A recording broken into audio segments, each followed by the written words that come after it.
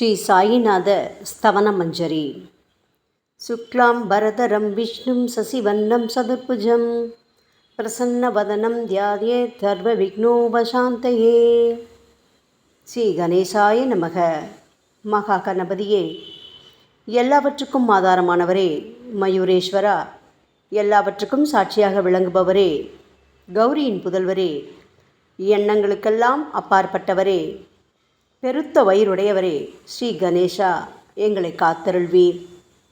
நீ எல்லா பூதகணங்களுக்கும் முதல்வன், தலைவன். எனவே கணேசன் என அழைக்கப்படுகின்றீர்கள். நீ எல்லா சாஸ்திரங்களாலும் ஏற்றுக்கொள்ளப்பட்டவர். புனிதமான முகமுடைய பாலச்சந்திரனே, எங்களை காத்தருள்வீர்.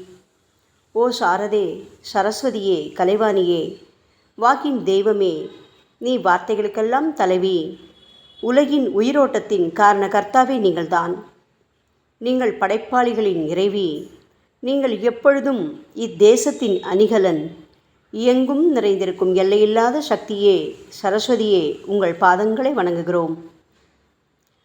முழுமையான பரபிரம்மே, மகான்களுக்கு பிரியமானவரே, பண்டரிநாதன் உருவில் வெளிப்பட்ட அவதாரமே, எல்லையற்ற கருணை உள்ளம் கொண்டவரே, பரமதயாளா, பாண்டுரங்கா.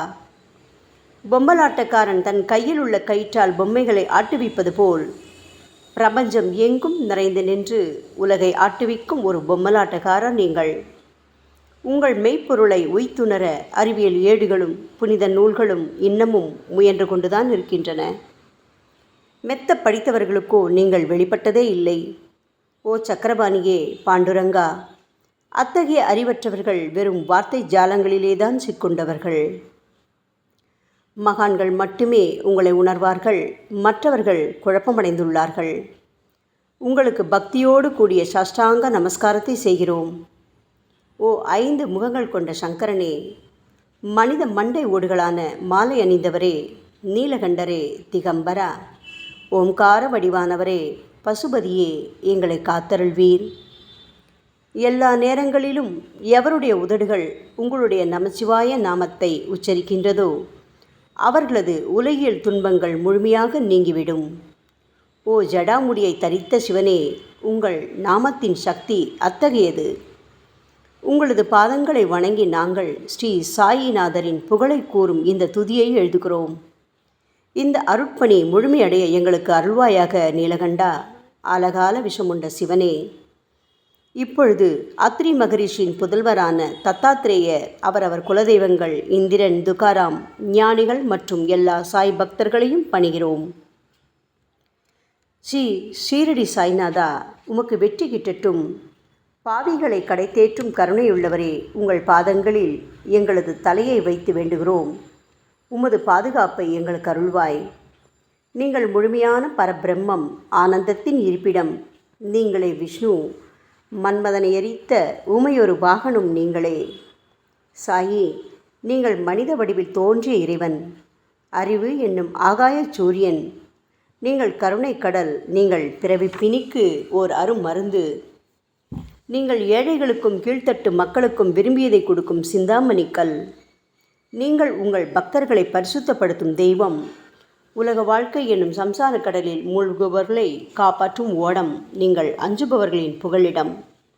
சாயி, நீங்கள் இந்த பிரபஞ்சம் தோன்ற முதற்காரணமான பரிசுத்த பேரின்ப பேருணர்வு, அதாவது சைதன்யம். நீங்கள் கருணையே உருவானவர். உங்களது பலவிதமான வெளிப்பாடுகளில் இந்த உலகமும் ஒன்று. நீங்கள் பிறப்பற்றவர். சாவும் உங்களை தொட முடியவில்லை. எங்களது நீண்ட ஆழமான சிந்தனைக்கு பின் வெளிப்பட்ட கருத்தே இது என் குருநாதா. பாபா, பிறப்பு இறப்பு என்பவை அஞ்ஞானத்தால் தோன்றும் வெளிப்பாடே. ஓ மகராஜ், நீங்களோ இறப்பும் பிறப்புமற்ற சுதந்திர பறவை அல்லவா? தண்ணீர் நீரூற்றுக்காக தோன்றினால் அதன் ஆதாரம் அங்கு இருப்பதாக அர்த்தமா? ஏற்கனவே நீர் பூமிக்குள் நிரம்பி இருந்தது. பூமியின் உள்ளே இருந்து ஊற்றாக வெளியே வந்தது, அவ்வளவுதான். மணற்படுகையில் நீர் ஊற்றாக வெளிப்பட்டதும் அது நீரோடை என்று பெயர் பெற்றது. தண்ணீர் இல்லாவிட்டால் அது வெறும் மணற்படுகையே. அந்த மணற்படுகையில் தண்ணீர் ஊற்றாக வந்தாலும் அல்லது வற்றி போனாலும் தண்ணீருக்கு அதனால் ஒன்றும் ஆவதில்லை.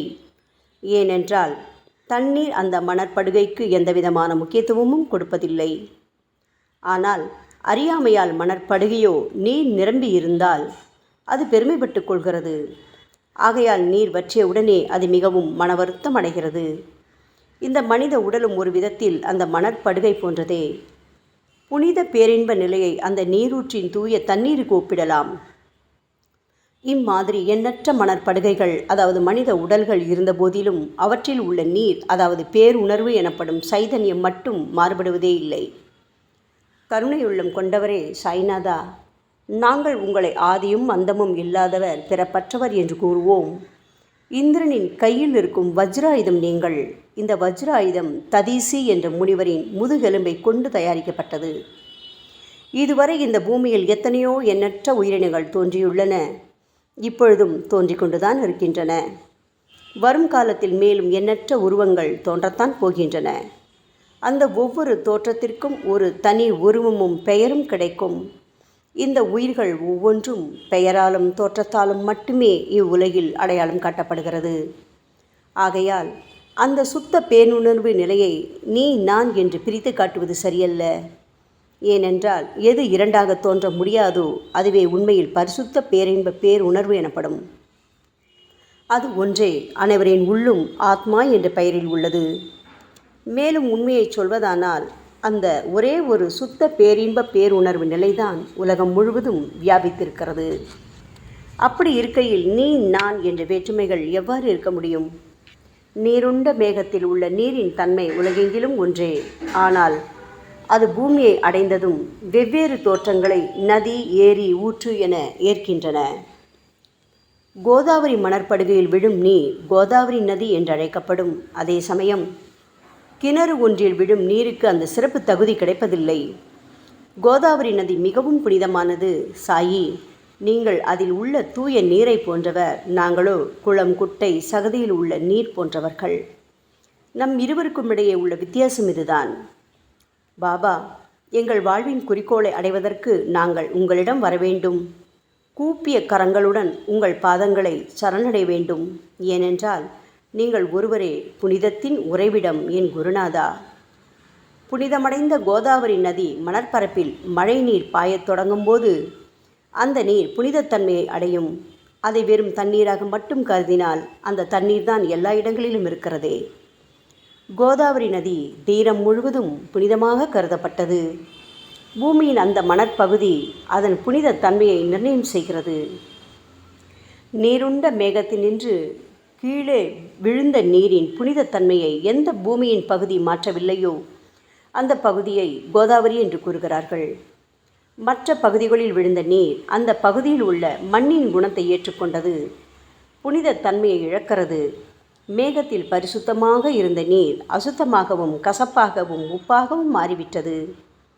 6 வித உட்பகைகளான காமம், கோபம், பேராசை, வெறுப்பு, அகங்காரம், பொறாமை இவற்றை அகற்றி புனித உடலெடுத்து வந்த குருநாதா, குருதேவா, தங்களை புனித மகான் என்று அழைப்பதே சால பொருந்தும். ஆகவே நீங்களே புனித கோதாவரி. நாங்கள் உங்களை புனித கோதாவரியாக உருவகம் செய்கிறோம். இயங்கும் அத்தனை படைப்புகளிலும் நீங்கள் சிறப்புற முதன்மை பெறுகின்றீர்கள். உலகம் தோன்றியது முதலே பிரம்மா உயிர்களை படைக்க ஆரம்பித்ததிலிருந்தே கோதாவரி நதி இருக்கிறது. நீர் நிறைந்து பாயும் அந்த நதியில் இன்று வரை தண்ணீர் வற்றியதே இல்லை. ராமர் கோதாவரி நதியின் கரைக்கு வந்தபோது ஓடிக்கொண்டிருந்த தண்ணீர் இன்று வரை அதே இடத்தில் எப்படி இருக்க முடியும்? கோதாவரி நதியின் மணற்படுகை மட்டும் அதேதான். தண்ணீர் கடலை சென்றடைந்து விட்டது. ஆனால் அந்த கோதாவரி நீர் படுகையுடன் புனிதத்தன்மை மட்டும் என்றுமே மாறாமல் இன்று வரை அப்படியே உள்ளது. ஒவ்வொரு வருடமும் பழைய நீர் வெளியேறி புதிய நீர் அதற்குள் பாய்கிறது. உங்களுக்கு தெரிந்த வாழ்க்கை நியதிதானே இது. ஒரு நூற்றாண்டை ஒரு ஆண்டாக கணக்கிட்டால் அந்த நூற்றாண்டில் தோன்றிய முனிவர்கள் பாயும் நீரை போன்றவர்கள். அவர்களில் மிகப்பெரிய மகான்கள் அந்த நீரில் தோன்றும் அலைகள் போன்றவர்கள். இந்த புனித கோதாவரி நதியில் முந்தைய நூற்றாண்டுகளில் சனாதனர், சனதர், சனந்தனர் போன்ற மகான்கள் வெள்ளமாக தோன்றினார்கள். பிறகு நாரதர், தும்புரு, துருவன், பிரகலாதன், மகாபலி சக்கரவர்த்தி, சபரி, அங்கதன், வாயுகுமாரனான அனுமான், விதுரர், கோபர்களும் கோபியர்களும் வெள்ளமாக தோன்றினர். இவ்வாறு இன்று வரை கடந்த நூற்றாண்டுகள் ஒவ்வொன்றிலும் ஒன்றன் பின் ஒன்றாக மகான்களாகிய வெள்ளம் தோன்றியது. அவற்றை எல்லாம் எங்களால் ஞாபகப்படுத்தி கூற முடியவில்லை. ஓ சாயிநாதா, இந்த 19ஆம் நூற்றாண்டில் புனித கோதாவரி நதியில் சந்தேகத்திற்கு இடமில்லாமல் நீங்கள் வெள்ளமாக பாய்ந்தீர்கள். எனவே உமது தெய்வீகமான பாதங்களை தொட்டு வணங்குகிறோம். சாய் மகராஜா, நாங்கள் செய்யும் தவறுகளை தயவு செய்து உங்கள் கவனத்தில் வைத்து கொள்ள வேண்டாம் என மன்றாடி கேட்டுக்கொள்கிறோம். சாயி, நாங்கள் எளியவர்கள், ஏதும் அறியாதவர்கள், தீய குணங்கள் கொண்ட மிகப்பெரிய பாவிகள். எங்களை புறந்தள்ளி விடாதீர்கள், கைவிட்டு விடாதீர்கள். மட்டமான உலோகத்தையும் தங்கமாக மாற்றும் சக்தி கொண்ட ரசவாத கல் இரும்பினுடைய இயற்கையான தன்மைகளை பொருட்படுத்துவதில்லை. அதேபோல் கோதாவரி நதியும் தன்னுள் கலக்கும் சிறு சிறு ஓடைகளை திருப்பி அனுப்புவதில்லை. பாபா, அநேக தீய குணங்களை எங்களுக்குள் கொண்டவர்கள் நாங்கள். உங்களது கருணை மிகுந்த பார்வையால் தயவு செய்து அவற்றை சடுதியில் அழித்து விடுங்கள். இது மட்டுமே தான் உங்கள் அடிமைகளான எங்களது வேண்டுகோள். ரசவாத கல்லின் தொடர்பு ஏற்பட்டும் இரும்பின் இயற்கை தன்மைகள் அழிக்கப்படாவிட்டால் சாயிநாதா, அது ரசவாத கல்லின் பெருமைக்கு இழுக்கல்லவா? பாபா, எங்களை பாவியாகவே இருக்கும்படி விட்டுவிடாதீர்கள். தங்களை குறைவாக மதிப்பிட்டு கொள்ளாதீர்கள். நீங்கள் ரசவாத கல், நாங்கள் இரும்பு. எங்களுக்கு ஏற்படும் இழிவுகள் தங்களுக்கு ஏற்படும் இழிவுகள் அல்லவா? சாயிநாதா, குழந்தைகள் தவறுகள் செய்து கொண்டேதான் இருக்கிறது. ஆனால் அதற்காக தாயார் என்றுமே கோபமடைவதில்லை. இதை தயவு செய்து தாங்கள் நினைவில் வைத்து கொண்டு எங்களுக்கு உங்கள் அருளாசிகளை தாருங்கள். ஓ சத்குரு சாய்நாதா, நீங்கள் எனது கற்பக விருட்சம், சம்சார கடலை கடக்க உதவும் கப்பல். சந்தேகத்திற்கு இடமின்றி நீங்கள் ஒருவர் மட்டுமே எங்களை கடைதேற்ற முடியும். சாயி, நீங்களே எங்களுக்கு காமதேனுவாகிய பசு. நீங்கள் சிந்தாமணி கல், ஞானவானில் சூரியனும் நீங்களே. நீங்கள் நற்பண்புகளின் சுரங்கம், ஸ்வர்க்கத்திற்கு ஏறிச் செல்லவதும் ஏனியும் நீங்களே அல்லவா எங்களது குருநாதா?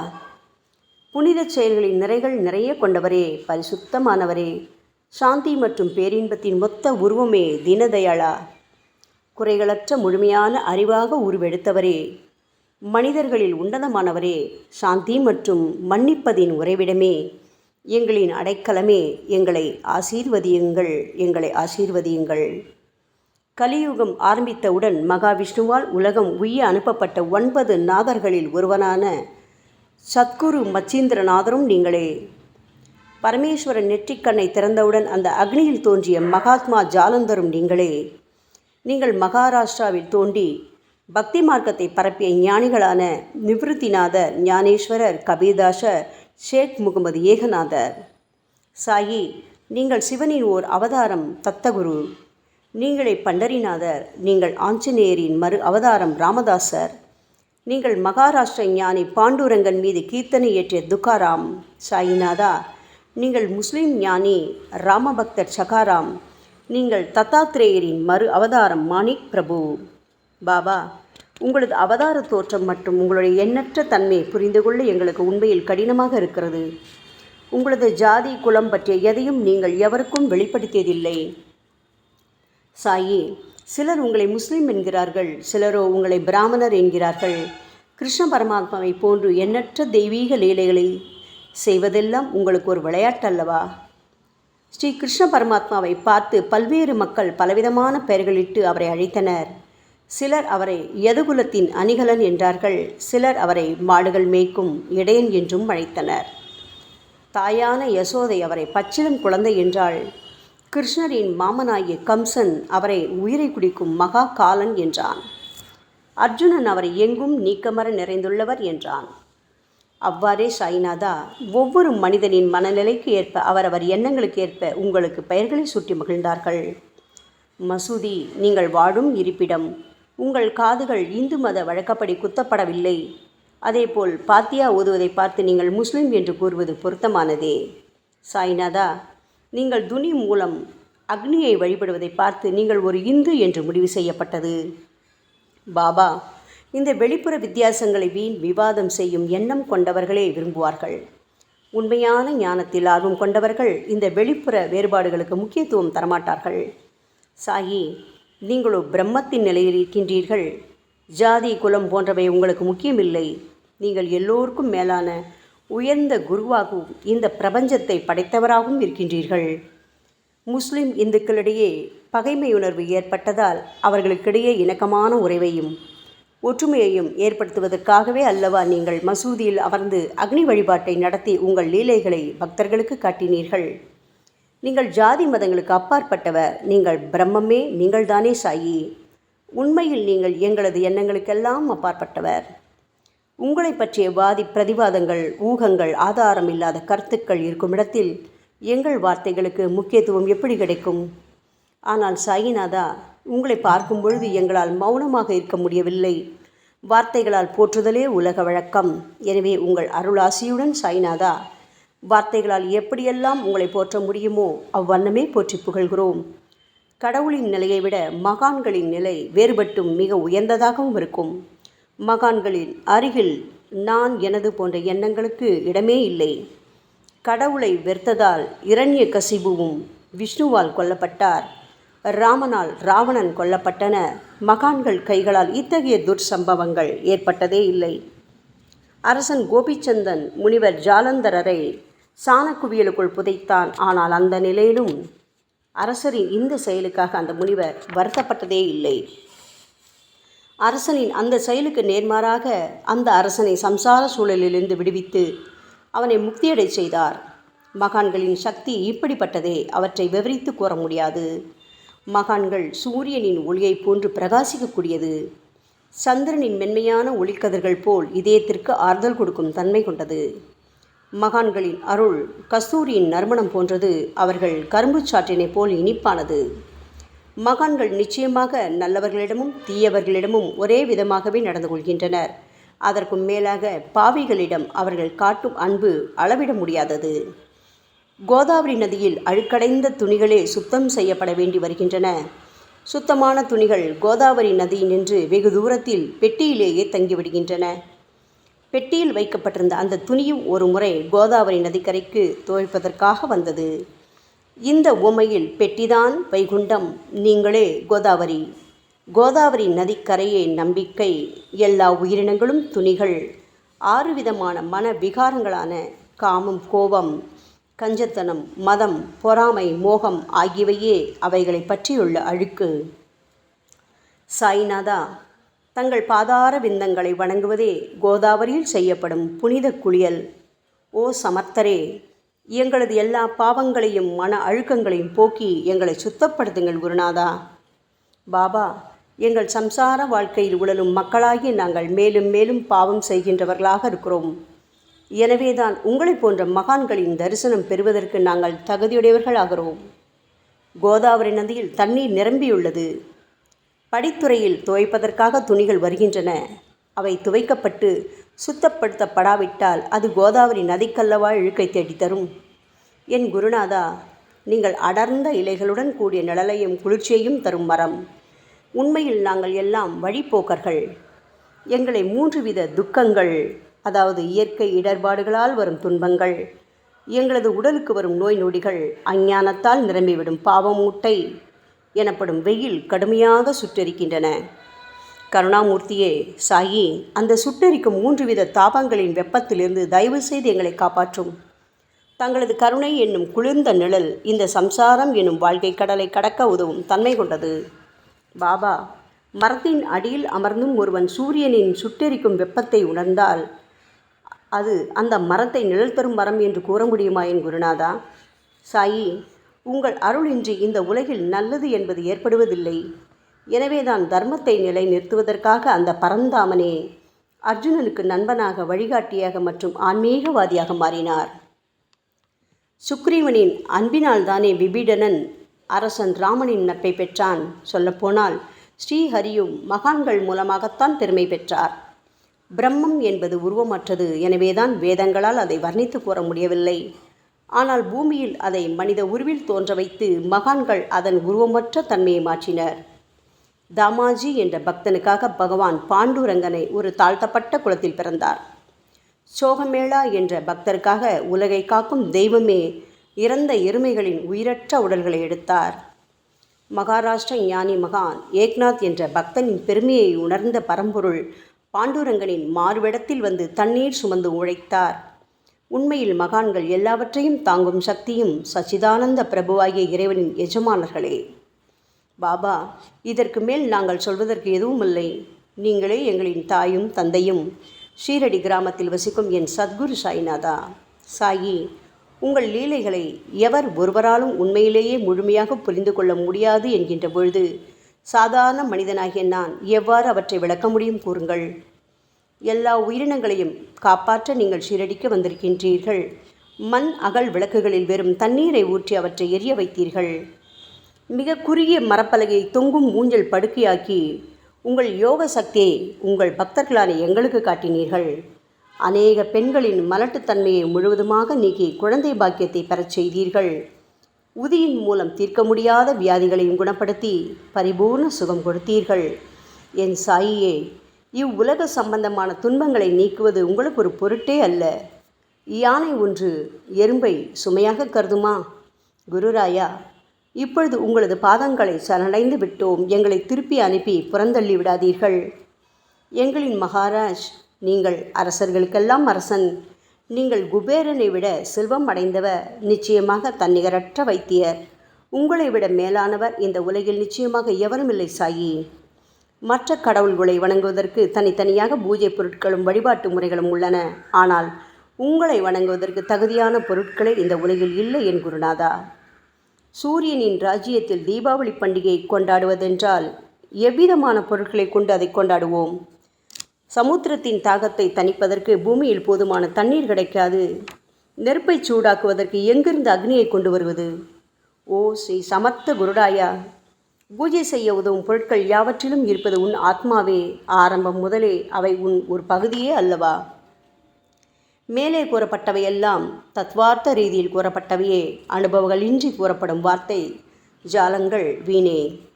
சம்பிரதாய சடங்குகளின்படி உங்களுக்கு பூஜை செய்ய வேண்டுமென்றால் அதனை செய்வதற்கு தேவையான பூஜை சாமான்கள் எங்களிடத்தில் இல்லையே என் குருநாதா.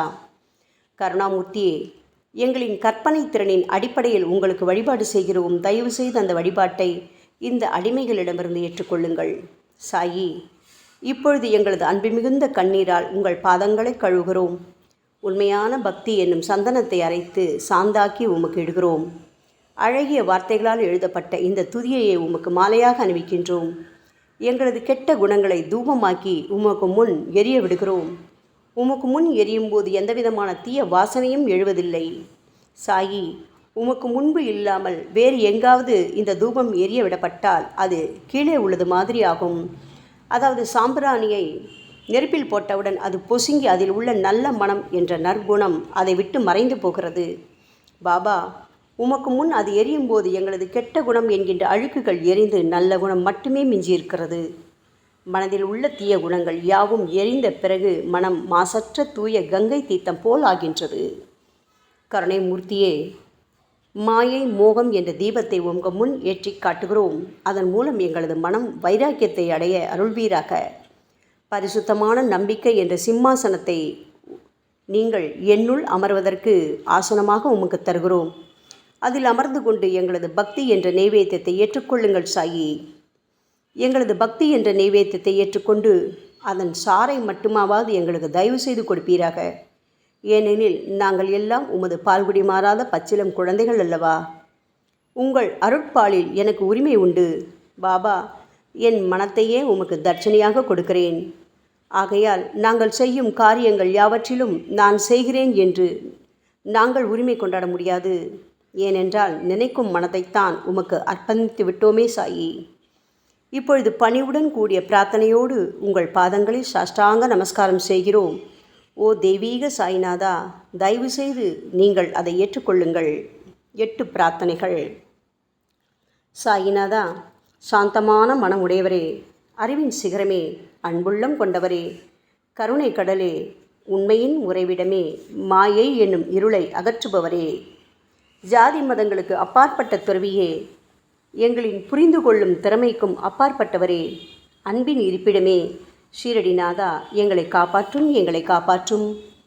ஞான சூரியனே, ஞானத்தை அளிப்பவரே, எல்லாவித நல்ல செயல்களையும் செய்பவரே, பக்தர்களின் மனங்களில் ஒளிரும் பரமஹம்சரே, தங்களை சரணடைந்தவர்களை காப்பவரே, சாயி, படைக்கும் தொழில் புரியும் பிரம்மாவே நீங்கள், காக்கும் கடவுள் விஷ்ணுவே நீங்கள். 3 உலகங்களையும் கடைசி லயமடையச் செய்யும் ருத்ரனுமான சிவனும் நீங்களே. பாபா, நீங்கள் இல்லாத இடமே இந்த பூமியில் ஏது? எல்லாம் அறிந்த இறைவன் நீங்கள். எங்கள் அனைவரின் இதயங்களிலும் வசிப்பவரும் நீங்கள்தானே சாயி. என் குருநாதா, எங்களது எல்லா குற்றங்களையும் மன்னிக்க வேண்டும் என வேண்டி கேட்டுக்கொள்கிறோம். அலை அலைகளாக வரும் சந்தேகங்களையும் மன மயக்கங்களையும் போக்குவீராக. சாயிநாதா, நீங்கள் பசு, நான் புதிதாக பிறந்த இளங்கன்று, நீங்கள் சந்திரன், நாங்கள் சந்திரகாந்தக்கள். தங்கள் பாதங்கள் புண்ணியத்தை கொடுக்கும் கங்கை நதி. பணிவுடன் சாய் அடிமைகளான நாங்கள் உங்கள் பாதங்களில் வணங்குகிறோம். உங்கள் கைகளை எங்கள் தலைமீது வைத்து ஆசி கூறுங்கள். எங்களது கவலைகளும் துன்பங்களும் அனைத்தும் பறந்தோடட்டும். நாங்கள் எல்லாம் உங்கள் குழந்தைகள் அல்லவா சாயி. பாபா, இந்த 8 துதிகளையும் கூறி நாங்கள் உங்களை சாஷ்டாங்க நமஸ்காரம் செய்கிறோம். எங்களது பாவங்கள், துயரங்கள், ஏழ்மை யாவும் உடனடியாக விலகட்டும். சாயிநாதா, நாங்கள் உங்களது பாத கமலங்களையே எங்களது உயிர் மூச்சாக கொண்ட உங்களது அன்பு குழந்தைகள். தயவு செய்து எங்கள் மீது கடுமை காட்டாதீர்கள். நீங்கள் தூய சந்தனம், நாங்களோ முள்ளடர்ந்த புதர். நீங்கள் புனிதமான கோதாவரி, நாங்களோ பெரும் பாவிகள். ஓ குருநாதா, உங்கள் தரிசனம் கிடைத்த பிறகும் எங்களிடம் உள்ள கெட்ட குணங்கள் என்ற அழுக்கு எங்கள் மனதிலேயே தங்கி இருக்குமானால் உங்களை சந்தனம் எப்படி என்று கூறுவார்கள்? கஸ்தூரியின் அருகாமையினால்தான் மண்ணும் மலரின் தொடர்பினால்தான் நாரும் மனம் பெறுகிறது. மகான்களும் அப்படிப்பட்டவர்களே. அவர்களுடன் தொடர்புடைய எந்த பொருளும் மிகவும் உயர்வாக மதிக்கப்படுகிறது. சிவபெருமானின் விபூதி, நந்தி ஆகியவற்றை ஏற்றுக்கொண்டதால் 8 திக்குகளிலும் அந்த பொருட்கள் புகழ் பெறுகின்றன. இடையர்களை மகிழ்விப்பதற்காக யமுனை நதிக்கரையில் உள்ள பிருந்தாவனத்தில் உலகிற்கெல்லாம் இறைவனான கிருஷ்ண பரமாத்மா ஊரியடி என்ற விளையாட்டை விளையாடினான். அனைவராலும் அது ஏற்றுக்கொள்ளப்பட்டது. ஆகவே நாங்கள் பாவிகளான போதிலும் உங்கள் சேவையில் ஈடுபட்டுள்ளோம். ஓ குருநாதரே, எங்களது நிலைமையை பற்றி மனதில் தயவு செய்து எண்ணிப்பாரும். ஓ சாயிநாதா கருணாமூர்த்தியே, இந்த லௌகீக உலகிலோ அல்லது ஆன்மீக வழியிலோ எந்த விஷயங்களெல்லாம் எங்களுக்கு சந்தோஷத்தை கொடுக்கும் என எங்களது மனம் சந்தேகமில்லாமல் நம்புகின்றதோ அவற்றையெல்லாம் நீங்கள் எங்களுக்கு அளித்தருள வேண்டும் சாயி. உங்களது கருணையால் இந்த மாதிரி செய்துவிடுங்கள் சாயி. எங்களது மனத்தை அடக்கி விடுங்கள். சமுத்திரங்கள் எல்லாம் தித்திப்பாக மாறினால் பிறகு அவை உப்பு கரிக்குமே என்ற பயம் தோன்றாதே. பாபா, சமுத்திரத்தை தித்திப்பாக்கும் சக்தி உங்களுக்கு உண்டு. ஆகையால் தான் எங்களது இந்த வேண்டுகோள். தயவு செய்து இந்த வேண்டுகோளை நிறைவேற்றுங்கள் சாயி. எங்களிடம் என்னென்ன குறைகள் உண்டோ அவை அனைத்தும் உங்களுடையதே. ஆத்ம ஞானம் பெற்றவர்களில் முதலிடத்தில் உள்ள உங்களிடம் குறை என்பதை பொருந்தாதே. சரணாகத வச்சலா, இப்பொழுது இதற்கு மேலும் நான் ஏன் அதிகம் பேச வேண்டும்? நீங்கள் மட்டும்தானே எங்களது ஒரே அடைக்கலம். தாயின் இடுப்பில் உள்ள குழந்தை இயல்பாகவே பயமற்று இருக்கும் அல்லவா? மகாராஜா, இந்த துதியை எவரவர்களெல்லாம் அன்புடனும் ஆத்மார்த்தமாகவும் படிக்கின்றார்களோ அவர்கள் ஒவ்வொருவரின் ஆசைகளை தயவு செய்து நிறைவேற்றி கொடுங்கள் சாயி. இந்த துதியை படிப்பவர்களின் 3 வித தாபங்களையும், இயற்கையின் இடர்பாடுகளில் வரும் துன்பங்கள், நமது உடலுக்கு வரும் நோய் நொடிகள், அஞ்ஞானத்தால் நிரம்பிவிடும் பாவம் மூட்டை ஓராண்டிற்குள் விலகிவிடும் என்பதே இந்த துதிக்கு உங்களது ஆசையாக என்றென்றும் நிரந்தரமாக இருக்க வேண்டும் பாபா. பாராயண முறை. குளித்து முடித்துவிட்டு மனதில் முழுமையான நம்பிக்கையுடன் தொடர்ந்து இந்த துதியை பாராயணம் செய்ய வேண்டும். அப்படி முடியாவிட்டால் வாராவாரம் வியாழந்தோறும் சத்குருவை வணங்கி அவர் உருவை தியானம் செய்து கொண்டு இந்த துதியை பாராயணம் செய்யுங்கள். இதுவும் கூட முடியாவிட்டால் மாதம் வரும் 2 ஏகாதசி தினங்களில் இந்த துதியை பாராயணம் செய்யுங்கள். இது ஏற்படுத்தும் விளைவுகளை பார்த்து அதிசயப்படுவீர்கள். குருமூர்த்தியான சாய்நாதர் இந்த துதியை பாராயணம் செய்பவர்களுக்கு இவ்வுலகியல் ஆசைகளை முழுமையாக உடனடியாக நிறைவேற்றுவார். இந்த துதியை திரும்ப திரும்ப பாராயணம் செய்வதால் முட்டாள்கள் கூர்மையான புத்தியை அடைவார்கள். யாருடைய வாழ்நாளாவது குறைவானதாக இருப்பேன் இந்த துதியை அவர்கள் படிப்பதால் 100 ஆண்டு காலம் வாழ்வார்கள். இந்த துதியை தொடர்ந்து பாராயணம் செய்து வந்தால் செல்வம் குறைவாக ஏழையாக இருந்தால் செல்வத்தின் அதிபதி குபேரன் அவர்கள் வீட்டிற்கு வந்து தங்கி அவர்களுக்கு ஏவல் புரிவான். இது சத்தியம், இது சத்தியம், இது சத்தியம் என 3 முறை கூறுகிறார். குழந்தை செல்வம் இல்லாதவர்கள் இந்த துதியை தொடர்ந்து படித்து வந்தால் குழந்தை செல்வம் பெறுவர். இந்த துதியை படிப்பவர்களின் வியாதிகள் எல்லா பக்கங்களிலும் பறந்தோடிவிடும். வியாதி நின்று குணம் கிடைக்கும். இந்த துதியை திரும்ப படித்தால் பயம் மற்றும் கவலை மறைந்து போகும். மதிப்பும் மரியாதையும் கிடைக்கும். அழிவற்ற பிரம்மத்தை உணர்வார்கள். பிரம்ம ஞானம் கிட்டும்.